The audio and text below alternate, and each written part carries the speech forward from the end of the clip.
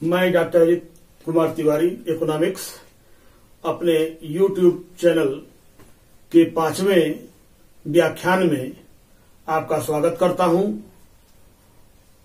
मेरे इस चैनल को अधिक से अधिक लाइक, सब्सक्राइब एवं शेयर करें। आज मैं समांतर माध्य से संबंधित बीजगणितीय विशेषताएं, समांतर माध्य के गुण दोष तथा उपयोगों की चर्चा करते हुए माध्यिका में मैं प्रवेश करूंगा, जिससे आपको माध्यिका भी अध्यापित कर सकूं। सबसे पहले हम समांतर माध्य की बीजगणितीय विशेषताओं पर ध्यान दें तो पहली विशेषता है कि समांतर माध्य से लिए गए विचलनों का योग सदैव शून्य होता है। Summation dx is equal to 0, जहां summation dx is equal to summation x minus x bar. समांतर माध्य की दूसरी बीजगणितीय विशेषता यह है कि समांतर माध्य से विभिन्न पद मूल्यों के विचलनों के वर्गों का योग यदि लिया जाए तो वह न्यूनतम होता है अपेक्षाकृत कल्पित माध्य से लिए गए विचलनों के द्वारा लिए गए मूल्यों से, जहां summation x minus x bar square is less than summation x minus a square, और जहां a is equal to assumed mean और कल्पित माध्य है। समांतर माध्य की तीसरी विशेषता है कि इसके द्वारा हम यदि x बार n या समेशन x में से कोई दो चर ज्ञात हो तथा तीसरा चर अज्ञात हो तो हम तीसरे चर के मूल्य का निर्धारण कर सकते हैं, क्योंकि जैसा कि हम जानते हैं कि समांतर माध्य बराबर होता है समेशन x अपान n। अतः समेशन x बराबर x बार इंटू n, या n बराबर n की जानकारी ज्ञात करनी हो तो समेशन x अपान x बार यदि कर दे तो हमें वैल्यू प्राप्त हो जाएगा। समांतर माध्य की चौथी विशेषता है कि समांतर माध्य का यदि हमें सामूहिक समांतर माध्य ज्ञात करना हो तो हम ज्ञात कर सकते हैं, जहां x bar is equal to 1 2 3 nth item where is equal to x bar 1 into n1 plus x bar 2 into n2 plus dash dash plus x bar n into n2 upon n1 plus n2 plus dash dash nth item तक हम ज्ञात कर सकते हैं। समांतर माध्य की सबसे बड़ी बीजगणितीय विशेषता यह है कि यदि किसी श्रेणी के सभी पदों में जोड़, घटाना, गुणा, भाग एक किसी कांस्टेंट नंबर से किया जाए तो उसी के अनुरूप समांतर माध्य के मूल्य में अंतर हो जाता है। जैसे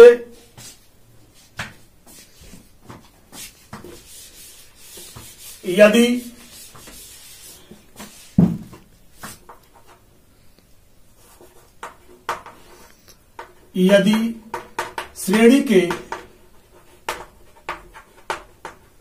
सभी पद में 2 से जोड़ दिया जाए तो x बार प्लस 2 मूल्य हो जाएगा। इसी प्रकार यदि घटाया जाए तो x बार माइनस 2 हो जाएगा। इसी प्रकार यदि गुणा किया जाए तो x बार गुणे 2 हो जाएगा। इसी प्रकार यदि भाग दिया जाए तो x बार अपान 2 हो जाएगा। इन्हीं बीजगणितीय विशेषताओं के चलते उच्च सांख्यिकीय विश्लेषण में सबसे अधिक समांतर माध्य का प्रयोग किया जाता है। अब हम समांतर माध्य के गुण दोषों की चर्चा करेंगे। सबसे पहले गुणों को देखते हैं कि पहला इसका गुण है कि इसकी गणना प्रक्रिया अत्यंत सरल है, क्योंकि एक सामान्य व्यक्ति भी इसे आसानी से ज्ञात कर सकता है। दूसरा, समांतर माध्य से प्राप्त मूल्य निश्चित होते हैं, अतः एक निश्चित माध्य है। तीसरा, इसमें माध्यिका जैसे पदों को आरोही या अवरोही क्रम में सजाने की आवश्यकता नहीं पड़ती। जैसे यदि श्रेणी दिया हुआ है उसका मूल्य हम वैसे ही ज्ञात कर लेते हैं। चौथा, इस पर प्रतिचयन अर्थात सैंपलिंग के परिवर्तन का न्यूनतम प्रभाव पड़ता है। और पांचवा, यह श्रेणी के सभी पदों पर आधारित होने के कारण यह सबसे लोकप्रिय एवं सबसे वैज्ञानिक माध्य है, क्योंकि यह संपूर्ण श्रेणी का प्रतिनिधित्व करता है। और यही कारण है कि उच्च गणितीय बीजगणितीय विशेषताओं के कारण उच्च सांख्यिकीय विश्लेषण में इसका सर्वाधिक प्रयोग किया जाता है। अब हम समांतर माध्य के दोषों को अवलोकन करें। सबसे पहले हम किसी श्रेणी के बनावट को देख करके समांतर माध्य की जानकारी नहीं प्राप्त कर सकते। ऐसा बहुलक या माध्यिका के संदर्भ में किया जा सकता है। दूसरा, सभी पदों को समान महत्व देने के कारण कभी कभी प्राप्त परिणाम अत्यंत भ्रामक होते हैं। यदि हम किसी नदी की औसत गहराई मान करके और आगे बढ़े तो पता चले कि बीच की गहराई कुछ है और किनारे की कुछ है, अतः उस आधार पर हम परिणाम की उस आधार पर निकले परिणाम से हम व्याख्या नहीं कर सकते। इसी प्रकार यदि विद्यार्थी या व्यक्तियों के संदर्भ में दशमलव में आता है तो भी हास्यास्पद या भ्रामक परिणाम होते हैं। तीसरा, बिंदु रेखीय रीति से जिस प्रकार बहुलक और माध्यिका की गणना हो जाती है उसी प्रकार समांतर माध्य की गणना नहीं की जा सकती। चौथा, यह गुणात्मक अध्ययन के लिए अनुपयुक्त है, क्योंकि गुणात्मक अध्ययन के लिए सबसे अधिक प्रयोग माध्यिका और बहुलक का किया जाता है। समांतर माध्य की उपयोगिता, चूंकि यह सबसे वैज्ञानिक माध्य होने के कारण और श्रेणी के सभी पदों पर आधारित होने के कारण यह सर्वाधिक प्रयोग में आने वाला माध्य है। उच्च सांख्यिकीय विश्लेषण, चाहे प्रमाद विचलन हो या सहसंबंध हो या थ्योरेटिकल डिस्ट्रीब्यूशन की बात जहां तक आती है, जहां नॉर्मल, बाइनोमियल, पॉइजन डिस्ट्रीब्यूशन की बात जहां आती है, उन सभी जगहों पर सबसे अधिक यदि किसी मीन का, किसी एवरेज का प्रयोग किया जाता है तो वह होता है अर्थमेटिक मीन। इसकी सहायता से औसत आय, औसत उत्पादन, औसत लाभ, औसत व्यय जैसे तमाम तथ्यों की जानकारी हम प्राप्त करते हैं। धन्यवाद। अब आपके लिए निर्देश है कि आप अपनी पाठ्यपुस्तक एनसीईआरटी में दिए हुए समांतर माध्य से संबंधित जितने प्रश्न हैं उन प्रश्नों को आप करें। यदि नहीं आ रहा है तो मेरे कमेंट बॉक्स में आप उसको इंट्रोड्यूस करें, जिससे मैं आपकी समस्या का समाधान प्रस्तुत कर सकूं। धन्यवाद। आपके पाठ्यक्रम में माध्य का दूसरा स्वरूप माध्यिका तथा तीसरा स्वरूप बहुलक है, जिसमें माध्यिका और बहुलक दोनों ही स्थित संबंधी माध्यम लोकेशनल मीन कहलाते हैं। लोकेशनल मीन होने के कारण ही इनकी गणना हम श्रेणी के पदों से, या यदि सतत श्रेणी है तो बाउंड्री लिमिट बता दे सकते हैं देख करके कि इसी के इससे और इसके बीच में ही माध्यिका मूल्य या बहुलक मूल्य स्थित होगा। माध्यिका किसी श्रेणी को ठीक दो बराबर भागों में बांटने वाला बिंदु होता है, अर्थात माध्यिका मूल्य से एक तरफ छोटे मूल्य तथा दूसरे तरफ बड़े मूल्य विभाजित होते हैं। अर्थात किसी श्रेणी को यदि क्रमबद्ध कर दिया जाए तो उसका बीच का बिंदु मीडियन या माध्यिका कहलाता है। बाउले के अनुसार यदि किसी समूह के पदों को उनके मूल्यों के अनुसार क्रमबद्ध कर दिया जाए तो लगभग बीच का पद मूल्य माध्यिका होगा। अतः हमें माध्यिका की गणना करते समय सबसे पहले पदों को आरोही या अवरोही, एसेंडिंग और डिसेंडिंग ऑर्डर में समायोजित करना पड़ता है। अब हम माध्यिका की गणना पे चर्चा करेंगे। सबसे पहले माध्यिका की गणना हम व्यक्तिगत श्रेणी में करें। व्यक्तिगत श्रेणी की जानकारी के लिए सबसे पहले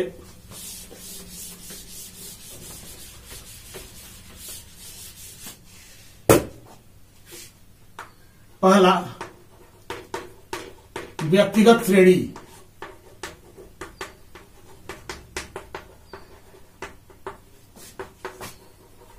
इंडिविजुअल सीरीज। इंडिविजुअल सीरीज में सबसे पहली चीज हम रखते हैं कि जब पदों की संख्या विषम हो, अर्थात नंबर ऑफ आइटम्स ऑड हो। फर्स्ट, जब पदों की संख्या विषम हो। एक इस पर फार्मूला है m is equal to n+1/2 वहां पद का आकार, या n+1/2 th item, the size of n+1/2th item, अर्थात where n is equal to number of items। अब एक एग्जाम्पल के द्वारा हम व्यक्तिगत श्रेणी में माध्यिका की गणना की चर्चा करेंगे। एक एग्जाम्पल माना 1, 14, 7, 9, 6, 15, 8, 3, 2 कोई संख्या है। तो सबसे पहले माध्यिका की गणना करते समय हम पदों को आरोही या अवरोही क्रम में सजाते हैं। तो यहां लिखेंगे पदों को आरोही क्रम में सजाने पर, आरोही क्रम अर्थात एसेंडिंग ऑर्डर। तो सबसे पहले 1, 2, 3, 6, 7, 8, 9, 14, 15, 1, 2, 3, 4, 5, 6, 7, 8, 9, n is equal to 9।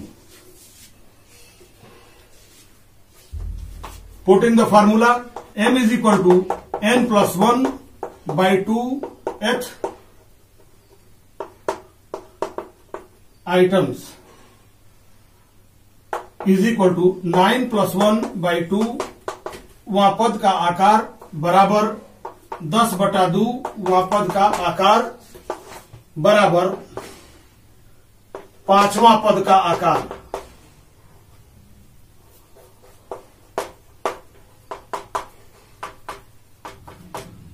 Where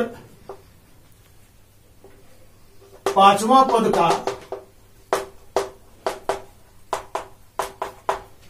1, 2, 3, 4, 5 आकार 7 है, अतः m is equal to 7। The size of fifth item, we count 1, 2, 3, 4, 5, 6, 1, 2, 3, 4, 5। आप इसी को आप डिसेंडिंग ऑर्डर में देखें तो भी यही पद 5वां पद होगा, क्योंकि यह मीडियन मूल्य जो होता है वह श्रेणी को 2 बराबर भागों में बांटता है। 1, 2, 3, 4, 5, 1, 2, 3, 4, 5, अर्थात आप एसेंडिंग ऑर्डर और डिसेंडिंग ऑर्डर आप जिधर से देखें वह बीच का पद होगा, वह वही मीडियन होगा, अर्थात मीडियन इज इक्वल टू 7। जब पदों की संख्या सम हो, example 1, 4, 9, 6, 15, 8, 10, 12, 1, 2, 3, 4, 5, 6, 7, 8, n is equal to. तो सबसे पहले माध्यिका की गणना करते समय हम पदों को आरोही या अवरोही क्रम में सजाते हैं। दूसरे एग्जाम्पल में हम पदों को अवरोही क्रम में सजाते हैं। तो यहां लिखें पदों को अवरोही क्रम में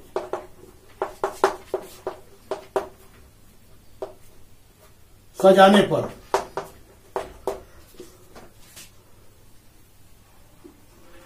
12, 10, 15, 12, 10, 9, 8, 6,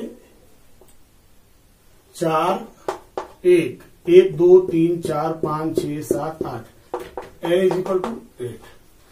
फार्मूला वही होगा m is equal to n plus size of n plus 1/2 वहां पद का आकार बराबर 8 धन 1/2 वहां पद का आकार बराबर 9/2 पद का आकार बराबर 4.5वां पद का आकार। अब इस श्रेणी में 4.5वां पद का आकार नहीं है, अतः 4.5वां पद का आकार बराबर 4.5वां पद का आकार बराबर 4वां पद धन 5वां पद बटा 2। अब हम काउंट कर ले, 1, 2, 3, 4 बराबर 9 धन 8/2 बराबर 17/2 8.5। अतः m is equal to 8.5।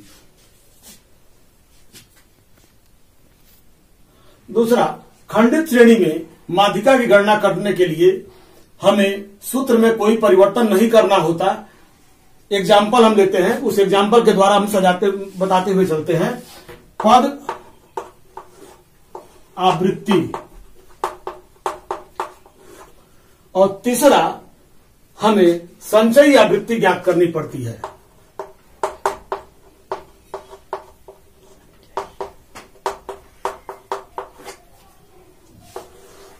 X, F and CF। Suppose कीजिए 1, 2, 3, 4, 5, 4, 8, 10, 6, 3। ध्यान दीजिए, पद X आइटम्स है 1, 2, 3, 4, 5, आवृत्ति या बारंबारता जिसे फ्रीक्वेंसी कहते हैं 4, 8, 10, 6, 3, तथा कुमुलेटिव फ्रीक्वेंसी या संचयी आवृत्ति जिसे CF के द्वारा डिनोट किया गया है। तो सबसे पहले दो चीजें दी हुई होगी, तो हमें तीसरी चीज हमें CF ज्ञात करनी होती है। CF ज्ञात करने के लिए सबसे पहले हम 4 प्लस 8, 8 प्लस 10, 10 और 6, 24 और 24 और 3, 27। हमने CF सही निकाला है कि नहीं निकाला है, इसकी जानकारी हम n ज्ञात कर लेते हैं। 4, 8, 4, 12, 12, 10, 22, 22, 6, 8, 4, 12। देखिए यहां गलती हो गई है। 4, 8, 8, 4, 12, 12, 10, 22, 22, 6, 28, 28, 6, 31।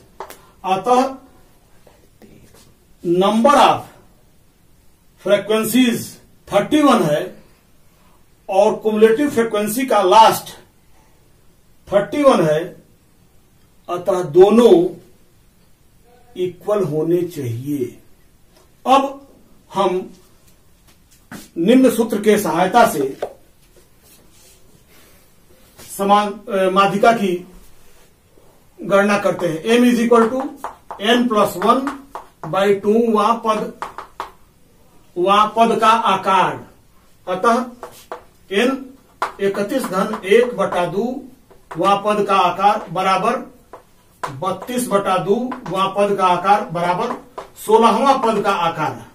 अब 16वां पद हम देखते हैं कि सबसे पहले किस संचयी आवृत्ति में आया है। सबसे पहली बार 16 किस संचयी आवृत्ति में इंक्लूड हुआ है, तो वह है 22।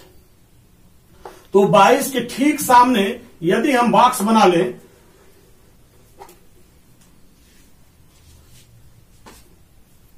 चूंकि 16 सबसे पहले 22 के अंतर्गत इंट्रोड्यूस हुआ है, अतः उसके ठीक सामने वाला पद 3 माध्यिका होगा, अर्थात m इज इक्वल टू 3, क्योंकि 16 सबसे पहले 22 कुमुलेटिव फ्रीक्वेंसी के अंतर्गत आया है, अतः ठीक सामने वाला आइटम मीडियन होगा।